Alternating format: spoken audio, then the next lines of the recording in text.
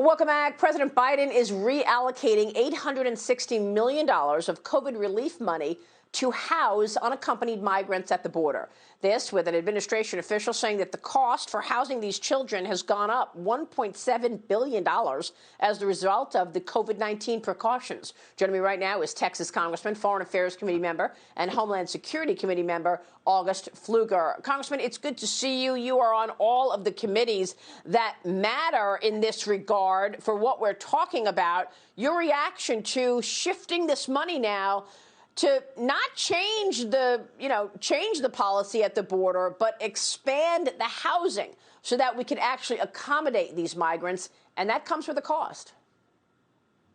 Well, good morning, Maria, and it does come with a cost. It affected my district directly, where we had the first emergency intake center that housed up to 700 children. So it's really just a shell game.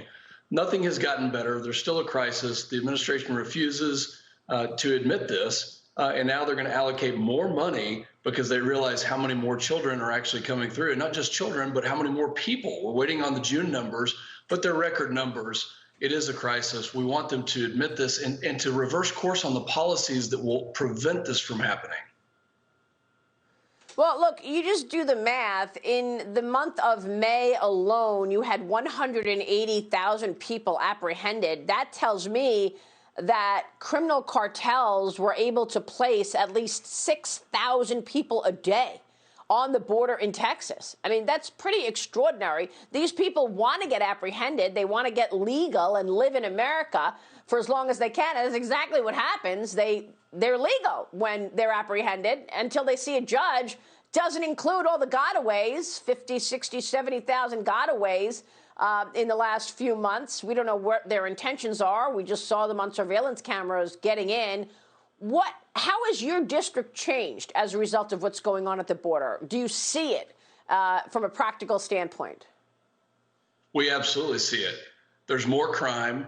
It's all due to drugs. The trafficking that is happening is affecting not just my district, but the entire state of Texas. You know, I went down to the border last week and attended the roundtable with President Trump and Governor Abbott, and actually went to the border around midnight and saw several hundred illegal immigrants that were coming across. And the interesting thing that I saw, it's heartbreaking, by the way, to see the children that are being used.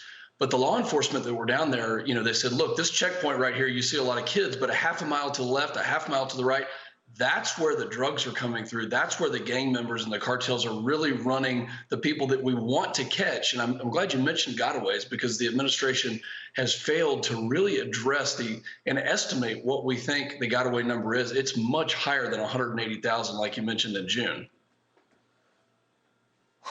Okay. So we're waiting on new numbers. We'll get those shortly.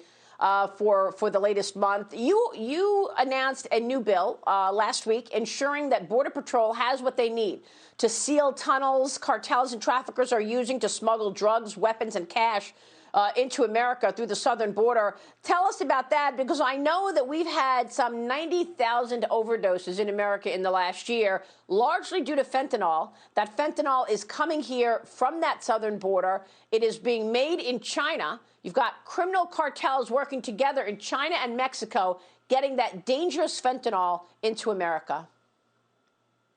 Well, over the last 30 years, the Department of Homeland Security and other law enforcement agencies have found over 230 tunnels. When you think of tunnels, you think of North Korea, you think of Lebanon, you don't think of the United States.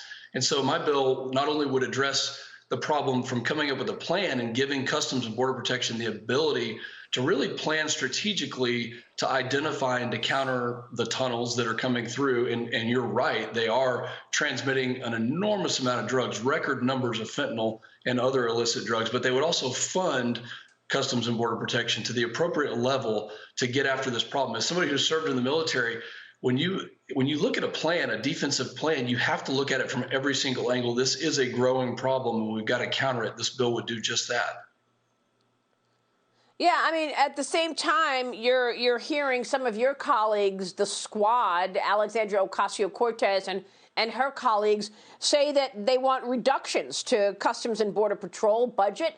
They wanted to defund the police. Look how that ended up. Now they want to defund the Border Patrol. Why? Have you had a conversation with your colleagues about what's behind these aggressive ideas? Well, not with those colleagues that are so radical, so liberal, so progressive, and they've, really, unfortunately, they've hijacked the entire Democratic Party and pushed them on this agenda. I mean, President Biden, as a senator, said, "You can tell me what you value, but when you show me your budget, I'll tell you what you value." Well, his budget mentioned border security 0 times.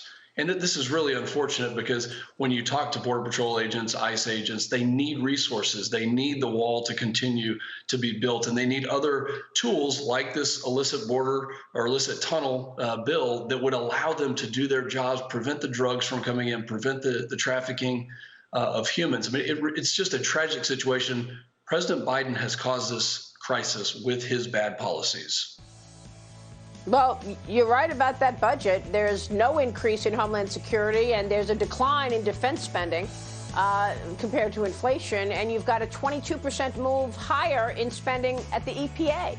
Congressman, we'll keep watching it. Thanks very much for your insights. August Pfluger joining us there. We'll be right back. Stay with us.